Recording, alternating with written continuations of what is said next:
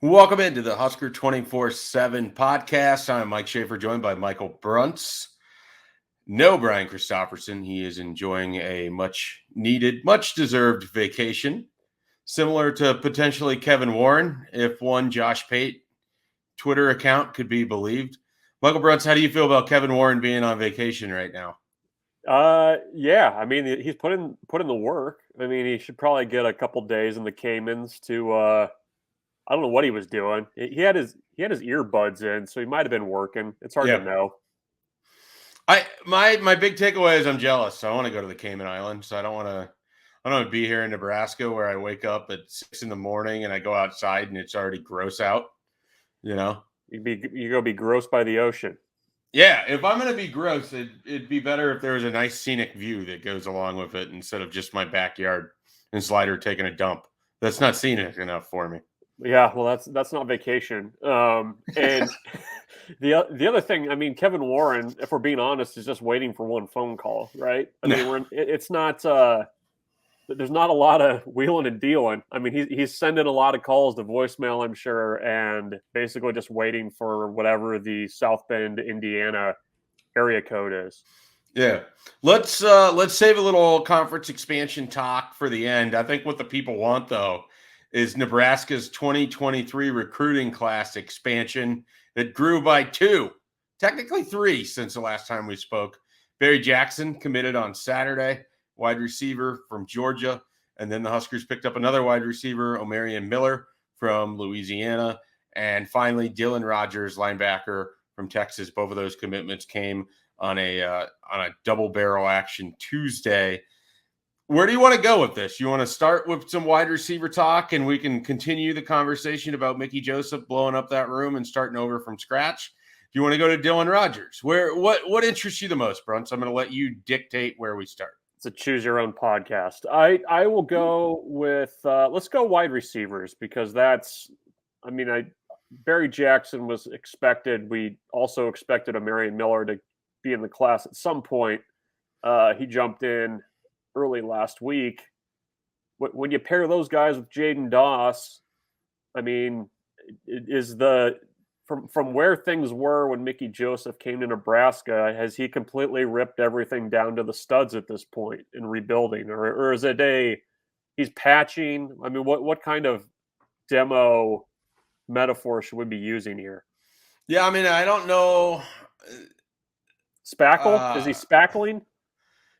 Well, is he taking an old house in an established Lincoln neighborhood and demolishing it to rebuild something a little bit too modern? No, he's just doing a Bob Vila. It's this old house.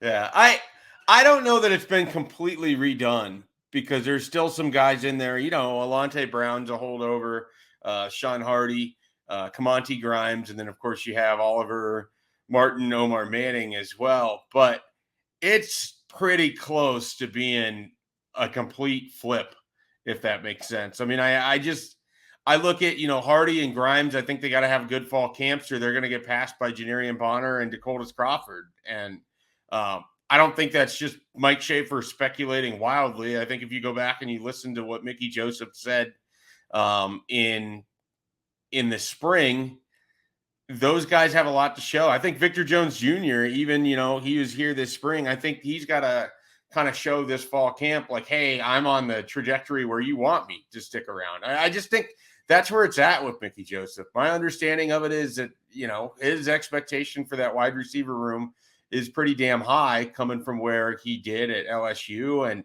it doesn't matter to him who's here and why. If you're here and you're going to play for him, you're going to earn that playing time. And if you're not going to play for him, you've earned that too. And it certainly feels like it's a big fall camp for a number of guys over there. Not the least of which the incoming transfer portal guys, Trey Palmer, who he knows about, and Isaiah Garcia Castaneda, who I believe he's really excited to finally get the opportunity to coach. So that room in the future could look very, very different than it does in August of 2022. And I think Omarion Miller is going to be a really big part of that. I think that he was a key target. Mickey Joseph has now gotten 2 wide receivers that were committed to LSU to flip to Nebraska. One's already signed in Crawford. He could play as early as this year. And the other in Omarion Miller, I mean, like I wrote about, his high school offensive coordinator, Regan Smith, who's coached some really good wide receivers in his time, views O'Marion Miller as the best he's ever seen, in part because he just thinks the physical gifts and his route running is just so much further advanced than other players he's been around at the same age. So I think that wide receiver room has the potential to look really different. What fascinates me from the Mickey Joseph rebuild perspective is I look at a Barry Jackson, and it's pretty easy for fans to kind of look at that and maybe scratch their heads a little bit. Memphis was his other official visit. Mississippi State maybe had a little of interest there. But Mickey Joseph, besides coaching the Terrace Marshalls and the Jamar Chases, has been known to go out and do some different evaluations and come back with kids that he's a lot more excited about than the industry is. And maybe Barry Jackson's that kind of find, Bruntz. I mean, the numbers, the high school statistics aren't explosive, but you can see a guy who runs pretty well. And I think there's a reason that Mickey Joseph wants him in this class. Yeah, I think he's kind of that classic slot guy. I think he's probably a benefit on special teams as well. I mean, I think too, he hasn't really been the featured guy in that offense in high school yet. So, I think that's maybe part of the issue with just straight numbers. But, we talk about this a lot with Travis Fisher, where you have to trust the eval a little bit, and where, a coach sees something that clicks with a guy. And I think that's the situation with Barry Jackson. I mean, you're right. The offer list that's there is not particularly eye-catching, but this is a guy that's played at a relatively high level in Georgia for a good program, which I think that does matter. Like, I always get a little iffy when you start seeing guys commit who are maybe from poor high school programs. That always gives me a little pause. But I think with Jackson, he's been around high quality athletes, and I think too that it's a little bit more of a different look maybe from what you've gotten with Bonner or Miller, or even a Malachi Coleman type. I mean, it's just Malachi Coleman, a different body type that Mickey's recruited. So that's kind of where my mind goes initially, and I think he's a nice compliment to Jaden Doss in this class, and certainly at Marion Miller too. Yeah, it's going through that exercise I kind of did after O'Marion Miller committed on You're going to do it? You're going to do it? Going through the wide receiver thing, sure. If you want. Go ahead. No, it's bad. Like yeah. Go ahead. I didn't want to steal your thunder, but it's no, it's not about stealing my thunder. One of the things that just kind of looking at the names on that list, Nebraska got really weirdly overloading of wide receivers that were under 6 foot tall, that weren't physically developed before they got here, and then just sort of expected that they would go out and have success in maybe the physically biggest conference in the country. And go back to thinking about how the conversations were happening in 2019, when it's the first year without Stanley Morgan. J.D. Spielman, Cade Warner, and Mike Williams are sometimes your top 3 wide receivers out there if kind of Inoa wasn't healthy. And you remember how often we were talking about how they couldn't get the ball to the edge of the field because they couldn't block out there? Like, if you go look at some of these wide receivers that didn't work out for them, the almost common denominator is they were like 5'10", 175 pounds. And so one of the things that jumps off the page to me about what Mickey Joseph has already done is 2 of the guys that he signed, and one of his wide receiver commitments already, are bigger body guys. I mean, they're already 6'2". I mean, you've seen Janarian Bonner a couple times already, Bruntz. I mean, that is a dude. Like, he is a large individual already at 6'3". I mean, he's still going to build his frame out. Zach Duvall's still going to put some weight on there. But Dakotas Crawford, same thing. There's a thickness level there that you weren't getting from Will Nixon and Jaron Woodyard and, insert wide receiver recruit. I mean, Jamie Nance, I think, came to campus at 160 pounds, or Demarion Houston. Yeah. One of those 2 guys from Oklahoma. So I just think already one of the things that I appreciate is that where I think an error was made is they thought that they could get some lighter guys, stick weight on them at some point, throw them out there and they'd be fine. I think when you look around the Big Ten, it's a, you know, it's a pretty physically developed wide receiver conference. Like, you just don't have guys that are 5'10", 170 pounds lighting this conference up. Yeah, well, and I think in some ways you can, I mean, this goes back before Scott Frost's staff too. I mean, they had significant issues during Mike Riley's tenure outside of Stanley Morgan of keeping scholarship guys on the team and developing them. I mean, say that first off. But I think that there is kind of, to your point, a very clear dividing line of, we came to the Big Ten with an idea of how we were going to run things, and this is how we did things at Oregon, how we did things at UCF. We killed people with speed, and the guys in that class bear that out. I mean, Jerron Woodyard and Mike Williams are perfect examples of that, of guys that you hoped could come in and be plug and play type guys. And Mike Williams is he's the only guy to finish. Yeah, that one stunned me. Yeah, looking through there, he's the only person to leave with a degree from Nebraska. Jaron Woodyard may have gotten one. I wasn't able to suss that out on Tuesday. He transferred. He did transfer. Yeah. I just don't know if he was like a fifth-year transfer.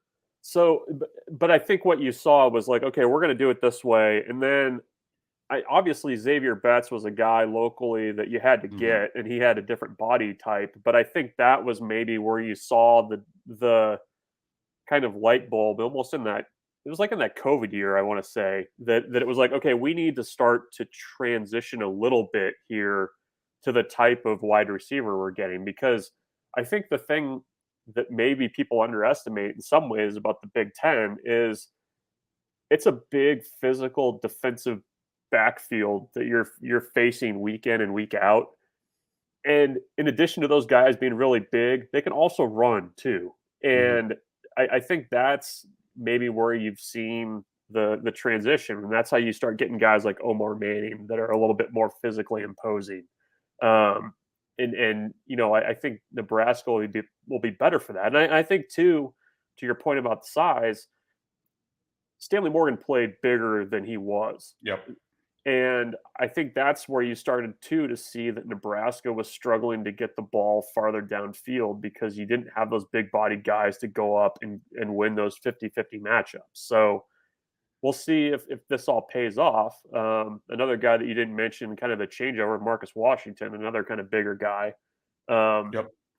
So yeah, I mean, it is interesting. And the common theme though across multiple coaching staffs is there just haven't been a lot of guys that Nebraska's brought in, developed, and have had success in a Nebraska uniform.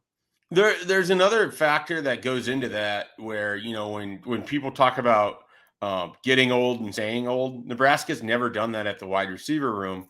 And I think that also matters too, because you look around a lot of these teams, when you're facing an Iowa and a Wisconsin and a Minnesota, those are programs that are really building their rosters for those guys to be playing as third-year sophomores or, fourth-year juniors, fifth-year seniors. But you're going against men.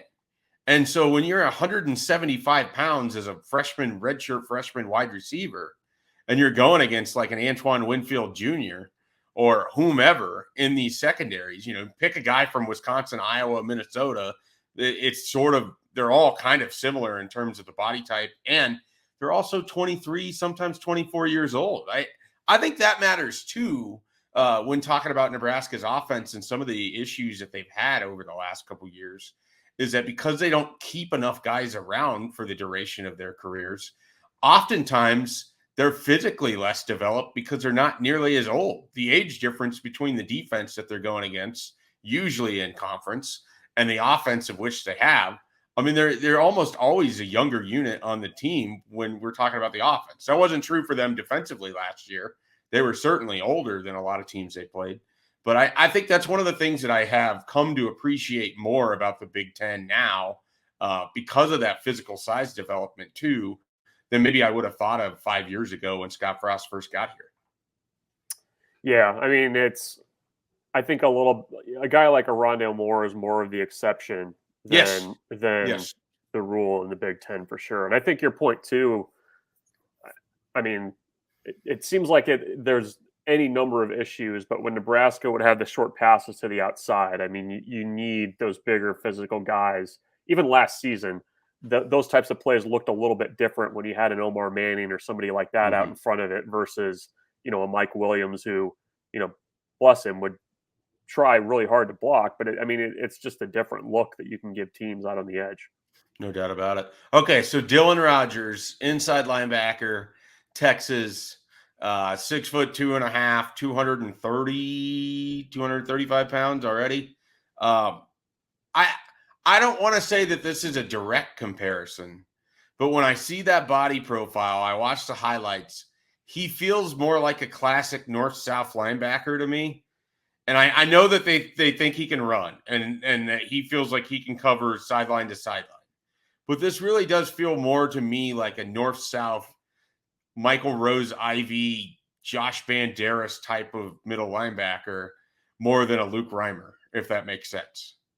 Yeah, if you watch his highlights, he does run well. And he does it from almost like he lines up deep. Like a monster? Not quite a safety, not quite like he's like in the middle. A monster.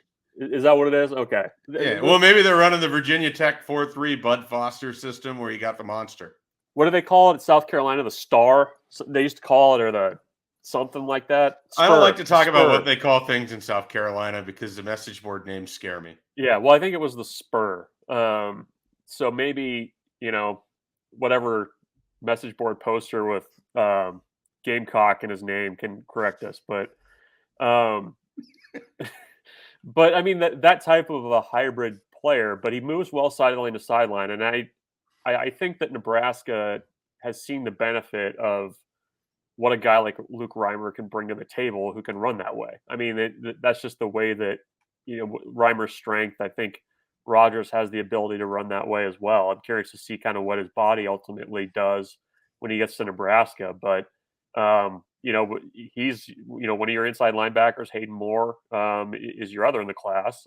I mean, those are two pretty athletic guys, and you're adding in Hayden Moore, who had over 100 tackles last year and kind of has a similar nose for the ball. I think both of those guys, I would say, are a little bit undervalued right now by the industry, but we'll see what they can do with the strong senior year, especially Hayden Moore. I think he probably profiles as a little bit of a higher 3-star. Do we give Barrett Root enough credit for how well he's kind of stocked his room? I mean, there's already early reports about Ernest Hausman. I think Randolph Kapai. I think, and this might be too simplistic, but Ernest Hausman slides into being Nick Henrich, and Randolph Kapai slides into being Luke Reimer fairly easily if you're trying to project forward with what you have there in that room. And oh, by the way, you still have some other veterans. I mean, the room's deep enough that Chris Kolarovich has a new position. I don't know if you saw this at Huskers.com, but he's a nickel now, Bruntz.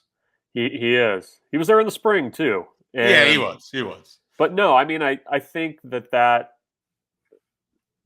maybe the work that he's done in building his room has perhaps been overshadowed by the narrative of in-state recruiting with Barry. I think that's fair. Yeah, I mean, he's got right now, as it stands, a very solid 2-deep. I've said this on other podcasts. I think Ernest Hausman is going to play a lot this year on special teams, and I think he's going to play early on defense. Maybe not this year a ton, but I think he's got the right stuff to do it early. Are you hearing these through the knitting circles in Columbus that you used to use for your Kurt Farmer reports for baseball? You got to be careful saying knitting circles in certain places, but that was spot on, by the way. He's pilot now. So yeah, I mean, I you've got a solid 2-deep. I mean, you still have Vamaga Clements, who, I mean, we hear such great things about, but he's so buried on the depth chart right now. You hope maybe you can find something for him. You still have Garrett Snodgrass back there. So yeah, I mean, that's a solid 3 deep right there, and you're adding 2 pretty good prospects to the mix too. So I mean, it's a solid room, and I mean, when you're looking at the roster right now as it is, and what you can kind of count on, I mean, they would have to be towards the top, I would guess, of a position group you'd feel okay about. Yeah, it's kind of the opposite of some other spots on the roster where it feels stocked for both current and for the future. All right, let's transition out of recruiting a little bit. You were on a conference call with the folks from Ireland. This game is going to be played. This game is going to be played in Ireland. We know this now. We're only 5 weeks away? No, that's not right.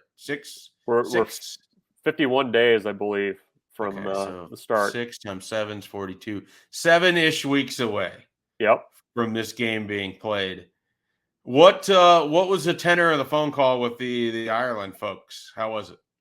Well, so as of today, about 9,000 Nebraska tickets have been sold. About 3,000 on the Northwestern side, and I believe on the 11th is when the universities are no longer the exclusive sellers of Holders. tickets, and they're expecting about 75% capacity in Dublin. I think the expectation is that they were still kind of taking a little bit of a hit for people being skittish with COVID and everything else right now. But I mean that's still a pretty good crowd. I mean it's funny, the stadium in Dublin is pretty similar sized to Ryan Field in Evanston, and I mean 3/4 full is probably about what you would expect in Evanston, with obviously more Nebraska representation. But I think they're excited to get things going. It'll be interesting because Nebraska gets over there on Tuesday morning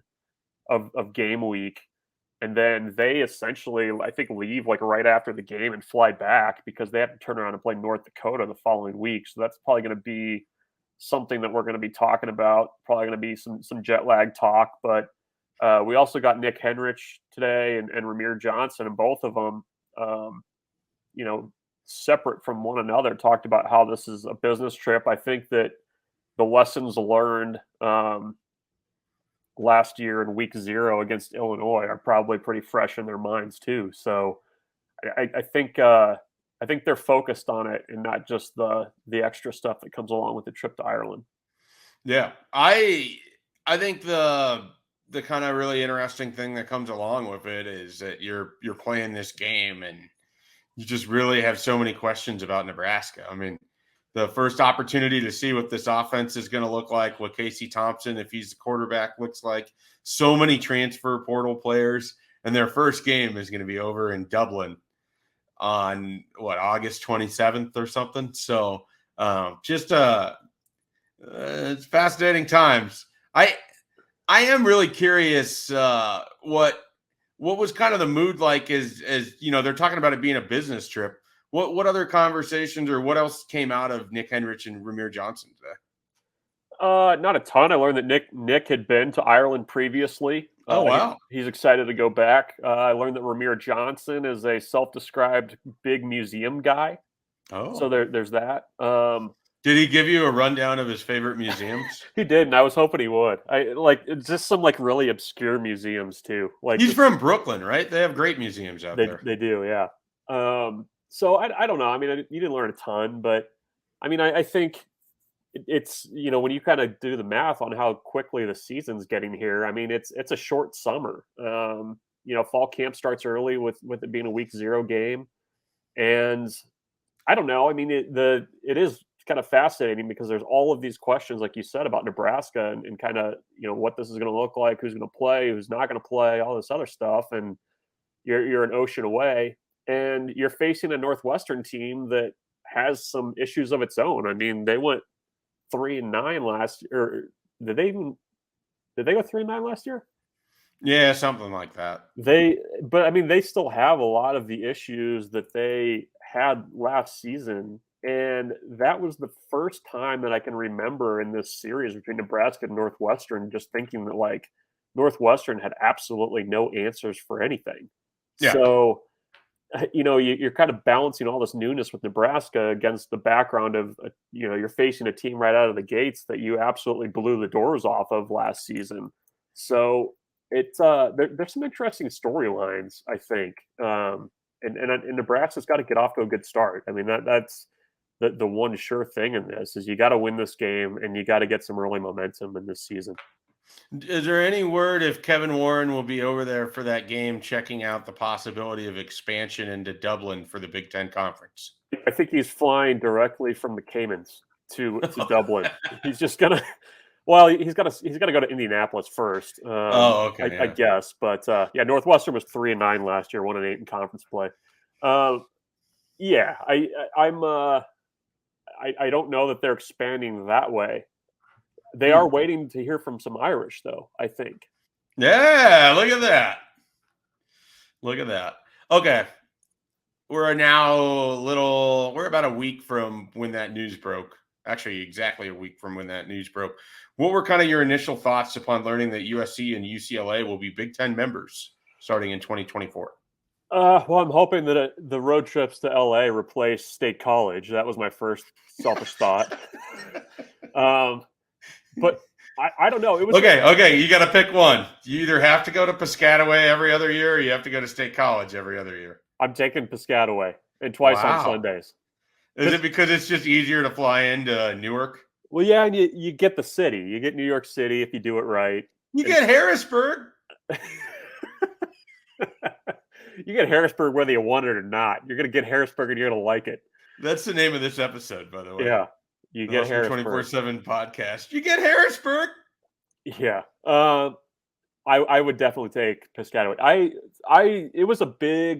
That was a big baller move, I thought, on the Big Ten's part. Mm-hmm. I don't think there's any way to slice it. And I've said this, a lot of the other realignment talk to me has been, somewhat regional. I mean, Oklahoma and Texas are still kind of in the ballpark of a lot of SEC schools. So that wasn't like shocking. But I mean, when you add two schools in the second biggest TV market in the country, 2 time zones away, all of a sudden in my mind, like any possibility is suddenly on the table for who you might add as a next school. And all of a sudden, college football, one of the reasons it's great is because it was a regional sport, and you kind of had that aspect to it. And obviously the Big Ten's expansion to Nebraska kind of took a little bit from that, but I mean, this completely blows that out of the water. And now, you kind of have the fun parlor game of who's next. And I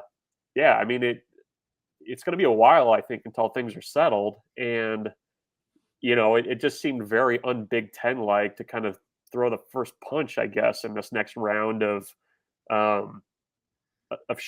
Am I wrong? Like it just felt out of character. Well, I don't know. I feel like Oklahoma, Texas was kind of the first punch, right? And then this was sort of a counter punch. This was an opportunity to respond. The Big Ten are too much of a gentleman to get into a barroom brawl with the SEC. So pistols at dawn. They went up to their corporate high rises in Chicago and made such a decision. But I think it's great. I mean, I view it from the lens of, and if you can take yourself out of what does this mean for college football as a whole and put yourself in November, and USC's playing Michigan at the Big House in November in a game in which, Lincoln Riley desperately needs to win or Jim Harbaugh desperately needs to win. Like, this is awesome. This is more helmet games in the regular season. This is dream matchups that you could only ever see if the Rose Bowl worked out just perfectly. Like, I don't know how anyone could be upset with what it means for the quality of television and quality of college football game that you could potentially get on a Saturday in the fall. I mean, I do understand that you lose some of the mystique of regionalized college football, that the Pac-10, Pac-12 is never going to be the same, that kind of thing. But where college football is headed, this move is kind of a necessity. And you're talking about, dreaming big. If they were to land the Irish that you were speaking of, that's another huge helmet game that you can match them up, whether it's Penn State, Ohio State, Nebraska, even Notre Dame, Iowa has somewhat of a draw. Like, it's just, you took some of these brands, and with apologies to UCLA, they get a tag along a little bit here, but you're taking two massive brands if you're able to add Notre Dame and USC and sticking them in your conference. Like, it's enormous. I always felt like Oklahoma was, and Oklahoma and Texas would have been the best thing that you could do. This seems like the very next best thing that could have happened is adding USC. And selfishly, I hope that, if the pod system comes to fruition and permanent rivals exist, I kind of like the idea of Nebraska and UCLA mixing it up every year. Nebraska's out. I would love a trip to go back to the Rose Bowl. I'll find a way to invite myself with you and BC when Nebraska's playing out there in November in 2025, that kind of thing. What does this mean for Nebraska, though? Because the more I think about it, you can pull on the recruiting strings with California if you want to. I mean, everybody was sending me the Calibraska memes whenever it happened. But is there more pressure on Nebraska between now and when the new teams join to kind of get their house in order? Like, I mean, Nebraska needs to anyways, but sure. Is there more pressure because, I mean, you're adding these two new teams, the new kids on the block. Nebraska hasn't had the success that they would have liked, obviously, in the Big Ten era.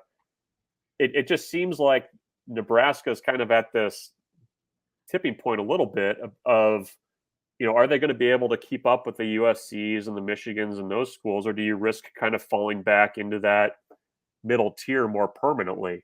I mean, do you see it that way? Because I think I think there needs to be some momentum for Nebraska going into this expansion in 2024. Yeah, I mean, I completely agree with that. Like, this is a program in desperate need of anything that moves forward instead of constantly looking back or trying to figure out what went wrong. I sort of view it as these are more opportunities for them to kind of try to reassert its status. I mean, if you get the opportunity to beat a USC at home in 2024 or something of that nature, like I sort of view it as you have a chance to kind of try to reestablish yourself. But yeah, as a program, they have to be able to move forward. And right now, Trev Alberts is betting that Scott Frost can do that. If early on in 2022, that's not the case, and there's a major move, and the eye has to be whoever it is that's taking over this program, whoever running this program in 2023. You kind of have 1 year to sort of get this thing going.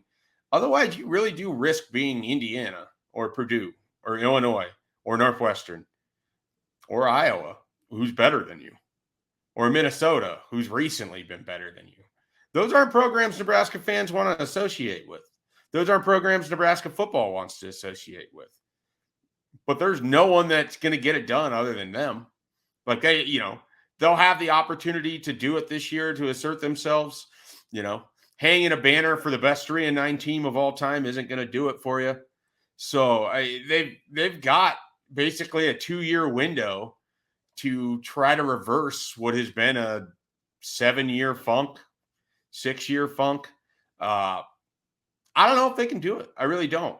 But they're going to have that opportunity. But yeah, I mean, you do run the risk of, if you can't get out of this cycle, or if the ceiling has lowered so much that a 7-5 year becomes kind of like the best that you can do, that's a real concern for Nebraska football moving forward. I do think, though, the just continuation of the brand, the visibility, all of that's going to help. Nebraska's fan base speaks for itself. I view it as only a good thing. But yeah, in the back of the mind, it's 2 more teams that can push Nebraska further into mediocrity. But it's Nebraska's job to prevent that. And it has been since the inception of the Big Ten in this iteration, and they just haven't done it. Yeah. Well, and the one thing I'll say, and we can maybe end close to this, but if you're Nebraska, you are tickled with the position you're in, though. I mean, to be in the Big Ten, to be settled somewhere. I mean, I just, the conversation for the last decade has been, should Nebraska have gone to the Big Ten? You hear that less now, and you're going to hear it a heck of a lot less. But, having a home that's stable and you got that cash coming in, I mean, that's a good place to be trying to figure that out from, because, I mean, it's, who knows what the Big 12 is going to look like by that time. The Pac-10 now, I guess. For now, who knows what they're going to look like. So at least you're dealing from a position of strength with a little cash in your pocket. Yeah, no doubt about it. I think another potential episode title is "It's a Good Time to Start Winning Football Games." You know? Yeah. So, I'm over the moon about it, in part because I think what could happen next. I mean, it's probably not likely, but hell, if they added Notre Dame and Miami, look, this conference again, like this is to me, this is kind of the dream. Like you get to see these games happen week in and week out. Is it what we knew of college football? No, but is it a new era and the Big Ten's positioned itself to be in the upper echelon? Yes, and that's good for Nebraska. That's good for the fans of Nebraska. Might be bad for others, but such is life in 2022 college football world. At least you no longer have to wait for a random Foster Farms Bowl RIP to get UCLA and Nebraska again. So there's that. And hey, it's big news for the largest chapter of alums in the country and the Californians for Nebraska. Yeah. So congratulations to them. They're still probably partying this last week. All right, Bruntz, any final thoughts as we close shop here today? No, we are 2 weeks away from Big Ten Media Days, so rest up now. It's going to be football season really fast, and we haven't even you're getting award list season. College football is upon us. Who's the most obscure Husker award list that you're going to write about this next couple of weeks? Does our guy Bushini, does he make the Ray Guy watch list? Probably. Bleak Road for Groza might be a little bit more obscure. I think you'll see Vokalek on the Mackey, I'm guessing. Yep. Yeah, I don't know.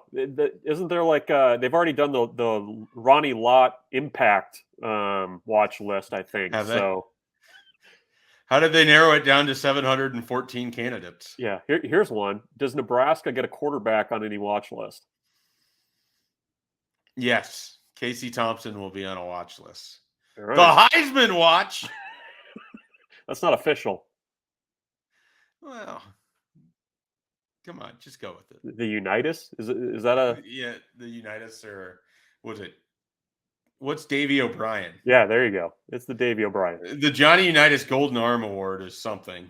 Yeah. Like that senior quarterback. The Davey O'Brien is like best quarterback in the country. Doak Walker is running back, maybe. I forget if that's running back or best offensive player. Yeah. I don't know. We're trying our best. Study up. It's coming fast. Oh. It's watch list season. What's Bronco Nagurski? It's the lineman. I think it's interior defensive lineman. Yeah. Does Ty Robinson qualify for that despite spending all of last year as an end? I don't think so. These are the hard-hitting questions that we are asking. We're really ending on a strong note here. Everybody's in for some Bronco Nagurski talk. Yeah. All right, everybody. Be sure to check out Husker247.